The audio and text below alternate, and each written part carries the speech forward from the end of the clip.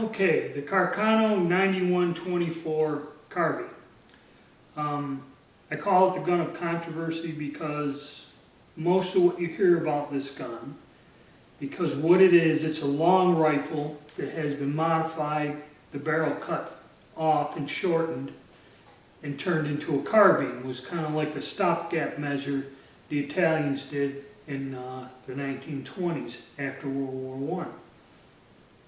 Most of what you hear about this particular model or this modification is that with the gain twist rifling, and if you watch the video I did on this rifle, or carbine,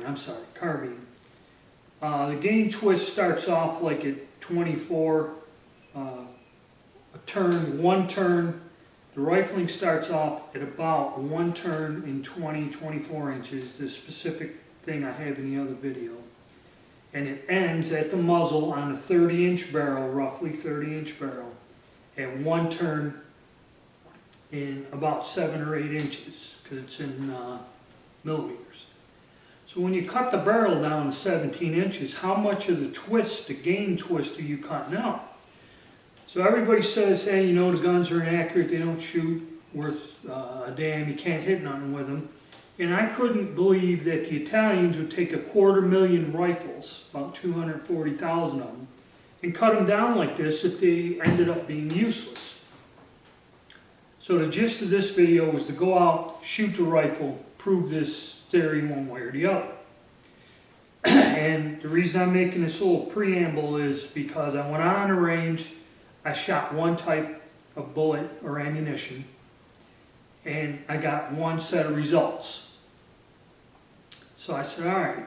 Then I went and shot another type of ammunition with a different bullet and got a hugely different radical results. So watch the next part of the video, which basically me out in the range shooting it, and then I'll do another part at the end trying to come up to a conclusion of how I got the results that I did. Okay, the Carcano 9124 Troop Special. Cut down long rifle. Alright, we're out here at the range today. Going to prove whether fact or fiction. We're set up at 50 yards and we're going to run some ammo through our rifle. Got cast bullets to start, and I do have some jacketed ammo. Okay, so like I said in the main video, the controversy is when the Italians cut these carbines down from the long rifles with the gain twist rifling, which is one turn in something like 26 inches at the chamber, and it goes to about one turn 7 or 8 at the muzzle on a 30-inch barrel. So you cut the barrel down to 17 inches, you're not getting a lot of twist. So on all the different forums and people that talk about this particular model gun or this conversion, they say they're inaccurate. You got to use like a 100-grain bullet or something.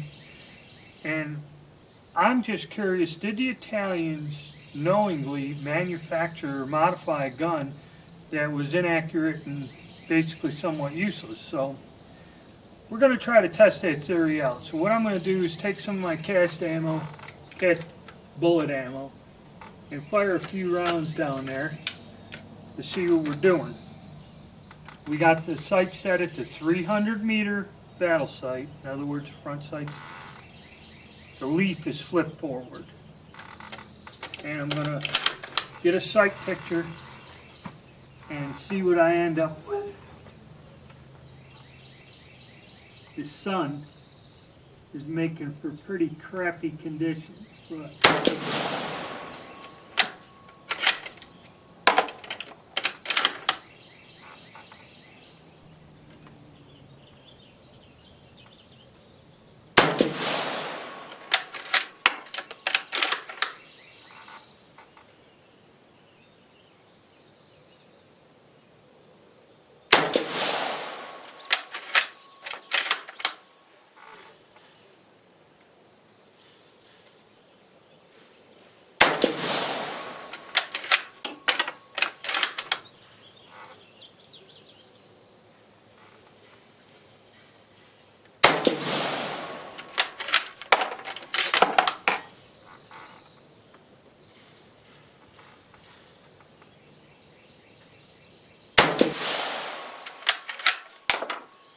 Alright, we'll go down and take a look at the target. Okay, so the gun shot kind of high. I had that notch all the way down. Was doing a 6 o'clock hold with the rear part of the, or the rear sight, and putting the blade way down the notch. So we shot, about 8 inches high, but as you can see, the grouping is not terrible. A lot of that could be me. I even got one on the black, or on the target, yeah, in the black. So right then and there, kind of, especially this here, kind of blows your sawing off the barrel, making it wildly inaccurate right off. So I'm going to tape these up and then we're going to try some more. I'm going to try to concentrate more, change my sight picture a little.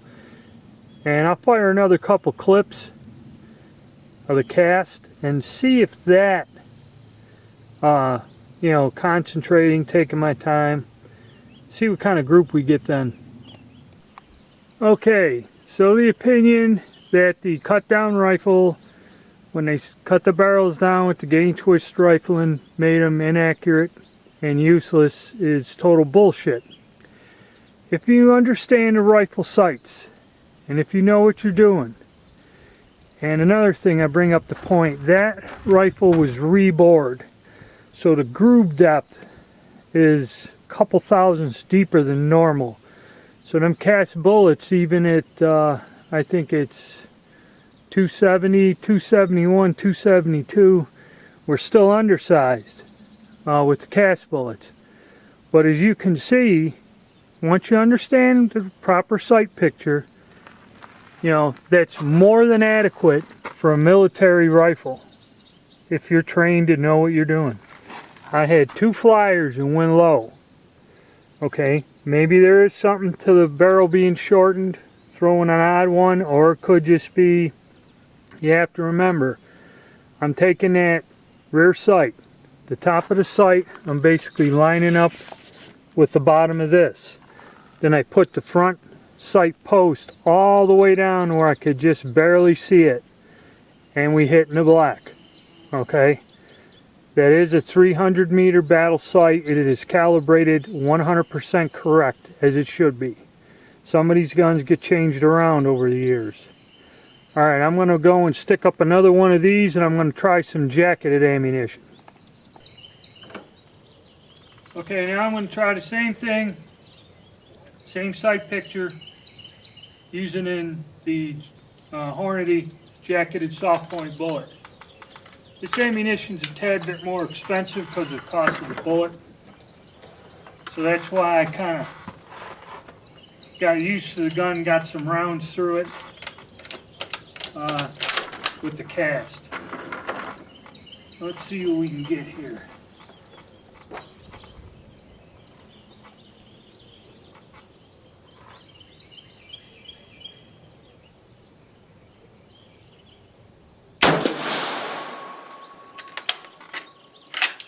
A little bit more punch to it also.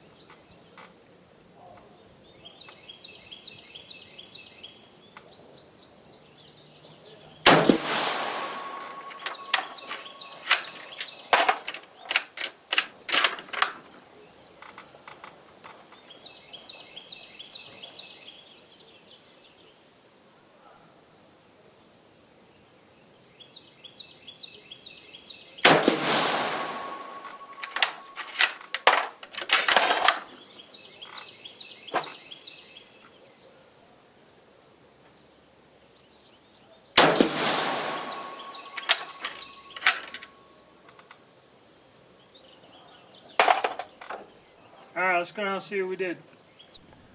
Okay, come out here confident, had good results, and now I end up being an ass and have to retract my statement.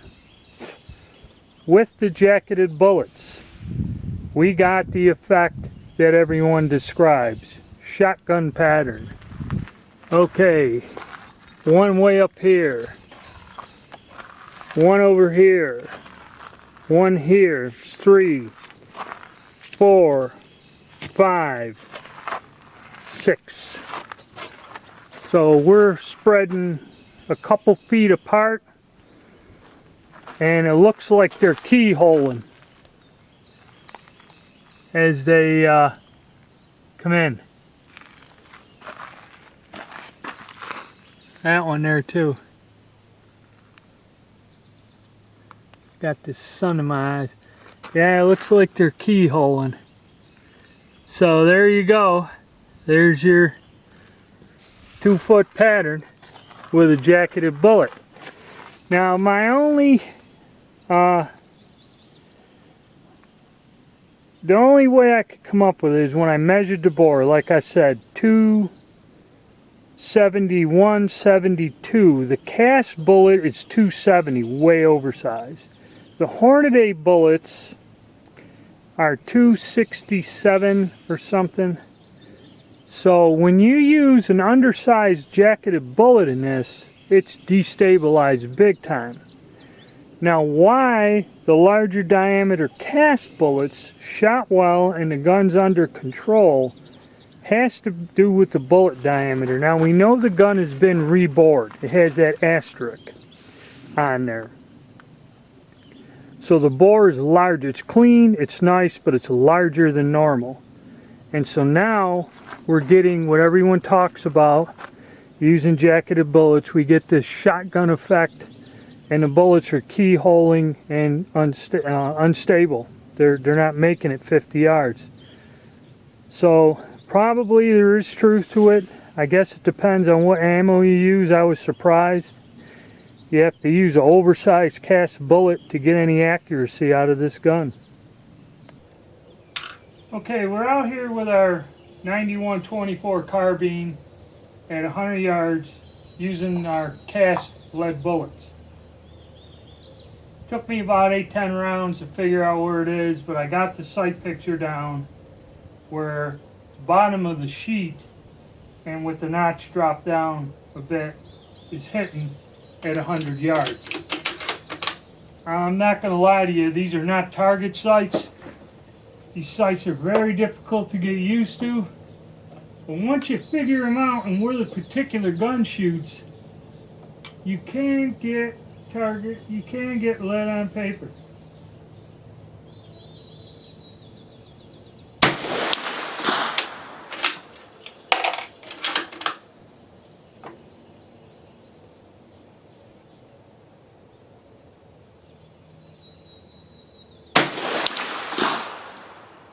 Let me see what I went. Yeah, we're getting there.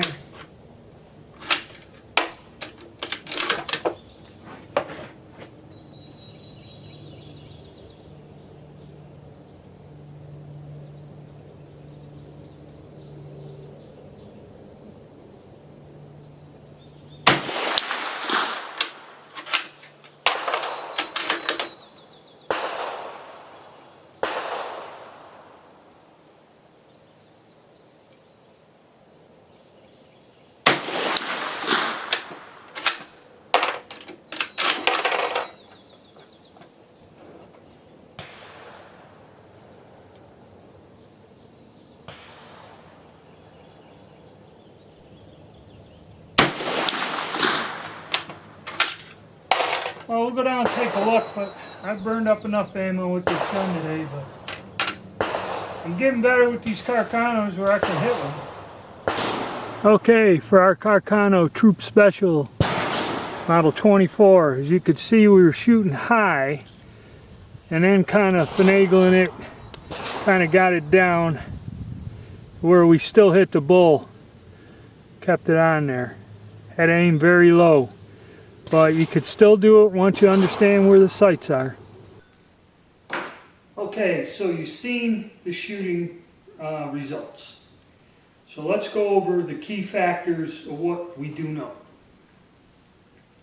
I used a cast lead bullet, which that is sized to 270 thousandths, okay?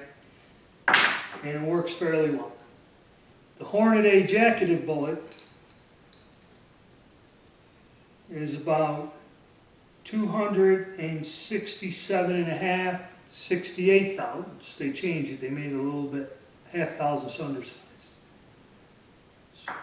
Now, the rifle has the asterisk, which has been rebored. The rifle slugs about 2-inch 72 thousandths. So you got a thousandths on each side of that cast bullet in the grooves when it goes down there. And you got even more with the jacketed. So the bore's running rather big on this. Now when I shot the cast bullets at 50 yards, and I was able to hit at 100, as you see when I went to 100, a little guesstimation, I was able to hit that 6-inch target, you know. These bullets are the same shape, just about, this cast bullet. It's like a torpedo bullet. So it's not the bullet shape or size. I got good results with the cast bullet, but when I put the jacketed bullet on, it's keyholing, going berserk and like a shotgun at 50 yards. I have to think that the bore on this gun, and like I said, it's been rebored. That's got the stamp on there that they rebored this gun. I think it's more to do with the bore than the twist. Now the only way to actually prove it was to get another gun with a real nice bore. It's tighter. It doesn't have the asterisk on it, and test it out. But I'm kind of baffled. If it is the fact that they cut the barrel and the gain twist is off, and that is what's destabilizing the bullet, then the cast bullets should have had the same result of being inaccurate, keyholing and that, but they didn't. The only difference is the other bullet is about 2.5 thousandths larger in diameter, so it's gripping the rifling better. So, my conclusion is it's oversized bore. Maybe that's the problem with these modifications. I mean, I was able to hit the target with it. But when I put the jacketed bullet, which is about 2.5 thousandths smaller in diameter, you know, total, just like everyone says, bullets flying all over, keyholing at 50 yards, high instability. Sounds to me more like an oversized bore more than that gain twist. Because even at 100 yards, I believe the gain twist does have a factor, but I think at the 100-yard target you see where it starts to spread out a tad bit more. I kept the target.